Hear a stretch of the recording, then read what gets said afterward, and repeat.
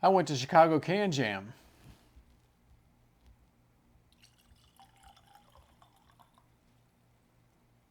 You want to know about it?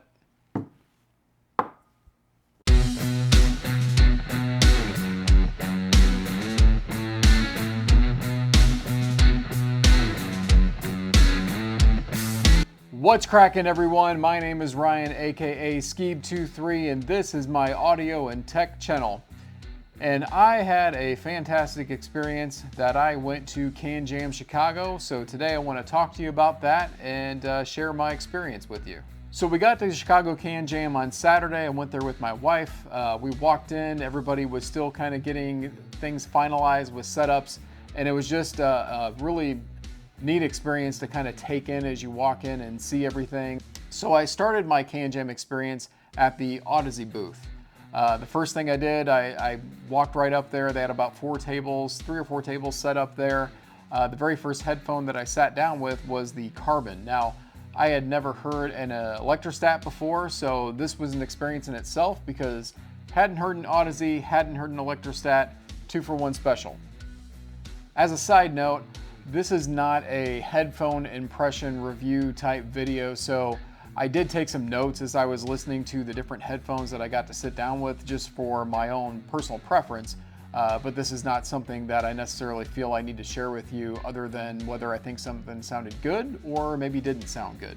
So with the Carbon, when I sat down with that one, that was one I would say sounded very good. I'd never heard an electrostat before, and I got a chance to listen to that on the now I may say this wrong, the Molnar amp, and it just sounded fantastic. I got that little voomp, feel that you get when you put on the electrostats. In fact, my wife sat down and also got a chance to hear those as well. She got that same feeling. She is not the audiophile that I am. Audio is, not something she's really that interested in, but big thank you to my wife for coming along, kind of my Father's Day gift for her to accompany me on, and I love you, babe. Thank you for that one. Now, after the Carbon, I wanted to sit down with the MM-500. So I sat down with the MM-500, and I gotta say, I was not extremely impressed with that headphone. Again, this is not a review about that. All I can say is that I need more time with it. I only had a few sample tracks, possibly, the synergy of things, wasn't right for me, or just my use case for the tracks I had wasn't right. It was a very nice built headphone. It was lighter weight than other Audezes, which was something that kind of drew me to it. The clicking mechanism of adjusting the strap on there was really nice, just a really good tactile feel. So the feel of the headphone was fantastic. So before I left Audeze, I had to try an LCD-5. I wanted to hear the flagship for them. The LCD-5 did not disappoint. That was a fantastic sounding headphone. Definitely took some notes down about that one. All the tracks I threw at it sounded wonderful. To me, I didn't feel like I needed any kind of EQ, but again, this is a short listening experience. Big thank you to the Audeze team. The reps were super nice there, super accommodating. Anything I wanted to listen to, they were able to bring out for me and get that set up. And they happened to give me an Audeze hat, which I'm sure others got one as well that were there. But I really appreciate that, just the the hospitality of the Audeze team. So from there, we walked across to the Abyss station that was set up right across from Audeze. And the first thing I noticed when I went over to the Abyss station was the guys that I see on the YouTube videos. The son's on there. The dad was in the other room, but they first of all greeted me. I greeted them. We walked up. Super nice guys, super tall guys. I actually said that to one of them, and they said, "Well, duh, yeah, we're sitting down in our videos," which is kind of funny. Yes, they were. But still was really cool to meet them.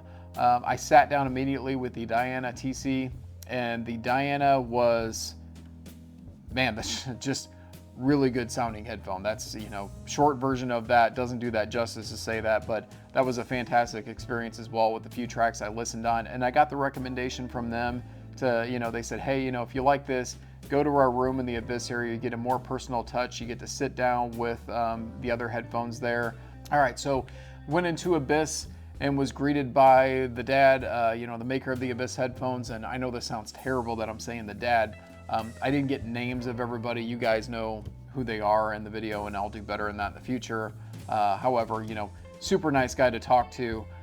He was actually talking to some other people when we first walked in, so we kind of got set up. Noticed right away that they had the AB1266 on the leanest stack, and there was no way I was not going to get that experience. So I walked right over to it. You know, he set me up. He showed me how to wear the 1266 because it is a different fitting type headphone. It just kind of rests on your head. He helped me get the fit right for it, sit down, and I was blown away by that setup. I mean, we're talking about a $40,000 setup with the headphone and the stack in general anyway. So I expected to be blown away, and it did not disappoint. So much in the fact that I had my wife sit down and listen to it. Even for somebody that's not an audio enthusiast, she felt the same way. Before I head off to the next section of this, Abyss, thank you to all three of you. You guys were awesome. Everybody there was awesome, but especially that experience. I knew going into CanJam that I had to sit down with Abyss. You guys didn't disappoint, and my God, if I had the money someday, Abyss is going to be in my collection. That was awesome. Thank you. All right, so then after Abyss was probably the highlight of the day for me, and that was visiting ZMF. Going into ZMF, the first thing we were greeted with was a very impressive display of headphones that they had on a rack.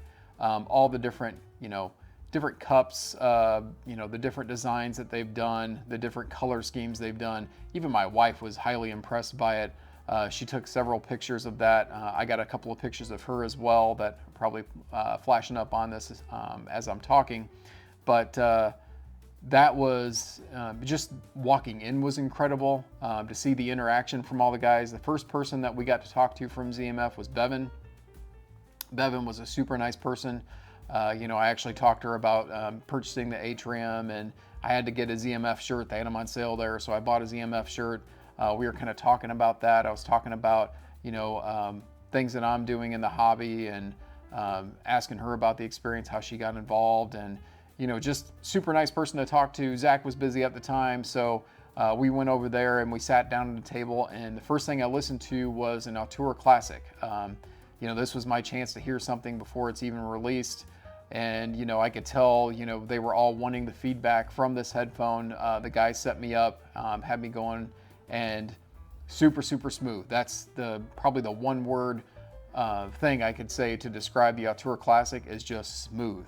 Smooth, smooth. Smooth. So after the Altura Classic, I asked if I could listen to a Verite Open. I had to listen to a Verite because that was their other top of the line, probably before the Atrium.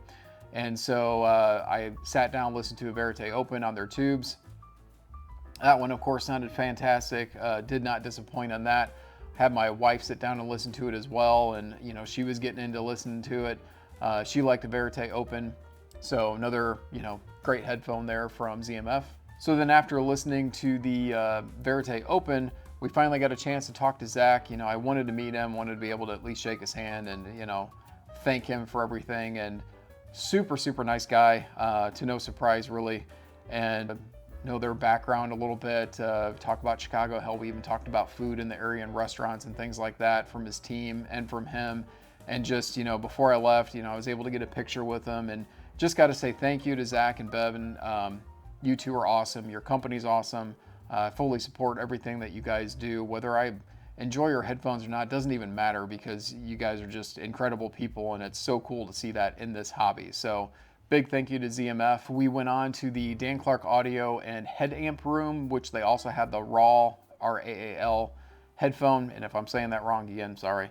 But I was able to go in. As soon as we walked in, we saw Dan Clark talking to some of the people sitting in there just about, audio and things, of course. So I kind of took a second to listen to kind of what they were talking about there. Was a pretty neat experience. First thing I noticed was the Aeon 2, and since I hadn't heard the Aeon 2, I own the Noirs. I thought, well, I may as well, hear the comparisons.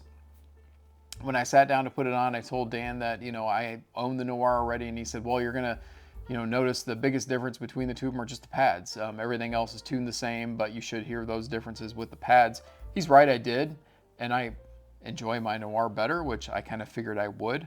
Not to say the AN2s sounded bad, they weren't my Noirs. So now I was listening to those on the Cord Hugo 2. The Cord Hugo 2, that thing is cool as hell. If I could own one of those someday, I would. That was a fun experience getting to mess around with the Hugo 2. From there, really what I wanted to listen to with Dan Clark was the Stealth, because it's another high end I knew I wouldn't get a chance to before or even after. Listened to the Stealth, enjoyed the Stealth, I figured I would, and I got a chance to talk to Dan just a little bit before heading across the room over to Headamp. The first thing I'll say about Headamp before I talk about the RAAL headphones was the Headamp GSX Mark II. Mark II, mark the name. I am going to own that one of these days. That was a highly impressive amp preamp combo.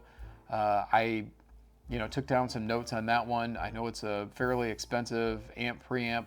I noticed they have different color options. I actually saw purple, and I'm not usually a purple guy, but I think I may own the purple one one day when those come available, when I have the money to get one of those. Listen to the RAAL headphone, or RAAL. And they sounded really good. The air on those was impressive. The way they sit on your head, my wife and I both listened to those. She even said the same thing. Even somebody that's not a audio enthusiast, she's like, yeah, it's cool. You can actually feel the air pushing through on a ribbon type headphone. So we listened to the RAAL. We listened to the new RAAL. I actually preferred the current one that's out, but they both sounded great. And again, I'd be amiss if I didn't say thank you to Dan Clark, thank you to Headamp, to all those guys there. Very accommodating again, very nice to talk to, very pleasant experience, and we moved on from there. So the next big headphone I needed to sit down and listen to was Sennheiser's HD-800. I don't have the ability to listen to an HD-800 around here, and being that I am a gamer and the hobby and audio, how could you not? So I wanted to sit down. The first thing I did when I was talking to the rep was I got to hear an HD-800. He said, fair enough, but you need to listen to the 820 too, which they had them right next to each other. 820, of course, is the closed back version. It's got the glass over. It looks really cool, I gotta admit. So I said, sure. I sat down, listened to the 800, did not disappoint. The soundstage is real, guys. That's no joke about that headphone. I instantly noticed that. I even had my wife sit down. She instantly noticed that. So that's how noticeable it is. That was my phone. So then from there, I listened to the 820. All I'm really going to say about the 820 is that I prefer the 800. I think that says enough. But still was nice to listen to both of those. Again, Sennheiser, the rep there, super nice guy. I had a fun time chatting with him a little bit about the headphones and seeing my wife enjoying the 800s. That was a pretty neat experience. Right after Sennheiser, I got up and I remembered Zach was telling me when we were talking in the ZMF room that he's like, hey, Zeos is there. You ought to say hi to him. And I thought, well, what the hell? Why, I saw Zeos. He was walking around with the G200 from Harmonic Dyne. Now, since I enjoy the Zeus so much, I thought maybe he wouldn't mind if I listened to the G200. I walked up to Zeos, kind of sort of introduced myself. He probably thought, who the hell is this guy walking up to me? And in fact, that's kind of how he took when I did walk up to him, but he was very accommodating. He's like, yeah, man, listen to these. These things are awesome. So he plugged them in, hooked them up. I listened to a couple of tracks on there. They sounded good. And Zeos, did not disappoint. He's a funny guy to watch online. He was a funny guy in person. My wife got some pictures and things with him, so I'm popping them up on there. But Zeos, thank you. That was a fun experience getting the chance to meet you in person. From there, we moved on to Hifiman, and then we kind of finished the day with Spirit Torino. So kind of going into Hifiman next. And this is not a knock on Hifiman by any means, but their table was a little bit cluttered. A lot of cables, a lot of gear around. There's a lot of people around Hifiman all day, in fact, whenever we'd walk by the booth. So when I finally did get a chance to sit down, the rep, was very, again, accommodating. And I wanted to hear Sesvara. I've got the Aria. Yes, I could have done the HE1 or, something like that, but I really wanted the top of the line. That's kind of what I was there for. So they hooked up the Sesvara, and unfortunately, guys, I have no impression of that. The gear that was hooked up to, something was wrong.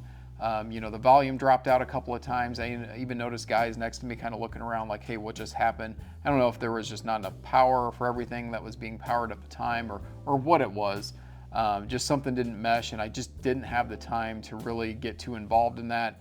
I did obviously get a chance to hold this as far as experience it, see what they look like in person. I was impressed. I knew I would be. But as far as sound goes, I have 0 impressions because the sound part just didn't work out for me. So running out of time, got up from the Hi-Fi Man booth and headed over to Spirit Torino.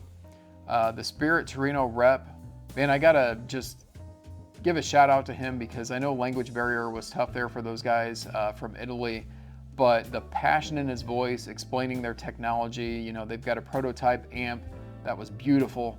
The headphones are just very, very different from what you normally see.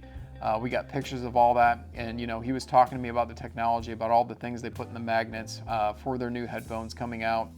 And so we got the chance to sit down and listen to a couple of those and experience the Spirit Torino. And I wish we had a little bit longer because it was kind of towards the end of the day. Fatigue is real. I was kind of burnt out, so you know, we kind of moved on from that quicker than I probably would have liked to, but that kind of ended our day for CanJam as far as the listening experience goes. So to wrap this all up, I guess a couple of things. First, I didn't have 2 days. I wish I would have had 2 days, but we couldn't get a sitter for the kids for both days for us to experience that. So because of that, I didn't listen to any IMs. I didn't really get a chance to sample DACs and amps the way I wanted to. I even brought my Aeon Noirs with me, being portable to plug in, and I didn't even really do that. So I'm disappointed in myself to not being able to do that, but that's okay because headphones is my main thing I'm into right now, and that's the main experience I wanted to have other than just meeting the people I met. The other thing also is just definitely a recommendation, and I got the recommendation from watching an Abyss video about having a plan going in there, and I did, and I'm glad I did because I was able to listen to the things I wanted to outside of probably Meze. I did not listen to a Meze at all, and I wanted to do that, so I missed out on that part as well. But the whole experience itself was fantastic. Huge thank you to Jude and the Headfi team. I saw Jude there. I didn't get a chance to meet him. I wish I would have, but very impressive setup, super accommodating people. I got myself a shirt that they held back for me, which I appreciated. I got, you know, the brochures from CanJam and all that information, and I definitely will be going to another one very soon, hopefully next year. Probably won't catch any more this year, and then the next time I go, I will hopefully have more time, and if I don't, then I'll just have to experience things I didn't experience the first time around, and that is fine too. So highly recommend going to CanJam if you're into audio, even slightly into audio and thinking about getting into it. It is a very cool experience. If this tells you anything, my wife enjoyed her time, and I don't think she was BSing me. She really truly did enjoy her time there going to CanJam and meeting those people. And so I guess to wrap this all up, just a big thank you to you guys. And for everybody else, thank you for watching, and I will see you in the next one. Cheers.